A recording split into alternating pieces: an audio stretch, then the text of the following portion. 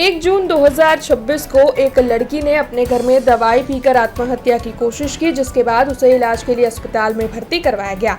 अब इलाज के दौरान 3 दिनों के भीतर इस लड़की की मौत हो गई। हालांकि इस मामले के मद्देनजर लड़की के पिता और परिजनों की ओर से कुम्हारवाड़ा पुलिस थाने में शिकायत दर्ज करवाई गई है। दरअसल ये जो लड़की थी वो तांत्रिक विधि करने वाले गिरीश परमार के संपर्क में थी, ऐसी बात पुलिस को पता चली। शिकायतकर्ता पिता ने ये बताया है कि उनकी बेटी को ये शक था कि उसके ऊपर चुड़ैल का साया है, जिसकी वजह से वो तांत्रिक विधि करने वाले गिरीश परमार के संपर्क में आई थी। तब ये जो तांत्रिक विधि करने वाला गिरीश परमार है, उसने लड़की के साथ दोस्ती बनाई और फिर उसके साथ संपर्क बढ़ाया, जिसके बाद वो उसे आए दिन पैसों के लिए जो है परेशान करता था, ऐसी जानकारी भी मिली है। तब इस लड़की ने परेशान होकर आत्महत्या कर ली है, ऐसा शिकायतकर्ता पिता का कहना है। इस मामले के मद्देनजर जब कुम्हारवाड़ा पुलिस थाने में शिकायत दर्ज करवाई गई, तब पुलिस ने आगे तफ्तीश की, जिसके बाद ये सारी जानकारियां सामने आई है। तब एसीपी जीबी बांभणिया की ओर से इस बारे में ज्यादा जानकारी मुहैया करवाई गई है। तारीख 1/6/2026 रोज एक एडी दाखल થઈ ગઈ, જેમાં એક ભોગ બિમાર છે પોતે પોતાના ઘરે દવા પી અને જાણવા જોગના કામે હોસ્પિટલ દાખલ થયેલા અને સારવાર દરમિયાન 3 દિવસ પછી પોતે મૃત્યુ પામેલા। આ બાબતે એડીના કામે વિશેરા છે, એના મોબાઈલ છે, એ બધું કબજે કરવામાં આવેલું હતું અને એફએસએલમાં મોકલવામાં આવેલું।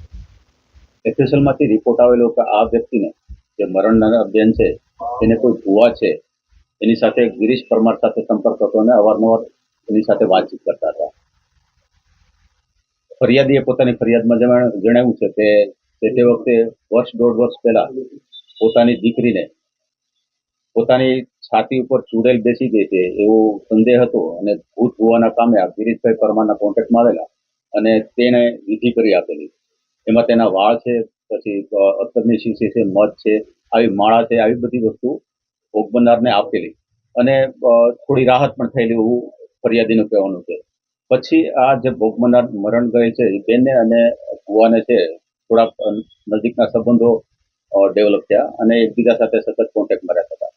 આ દરમિયાન ભુવાનું શોષણ થોડુંક વધવા માંડ્યું। પોતે અવારનવાર તેને નિયમિત મળવા માટે અને પોતાના ખાતામાં અથવા તો રોકડા પૈસા આપવા માટે હંમેશા દબાણ કરતો હતો અને આ કારણોસર પોતે સુસાઇડ કરી ગઈ છે એવી વાત જ્યારે પણ તે દાખલ હતા હોસ્પિટલમાં ત્યારે તેના બેનને બનાવી હતા તેને વાત કરેલી છે, જેથી આપણે કુંભારવાડા પોલીસ સ્ટેશનમાં 2 દિવસ પહેલા આ બાબતે ગુનો દાખલ કરવામાં આવ્યો છે।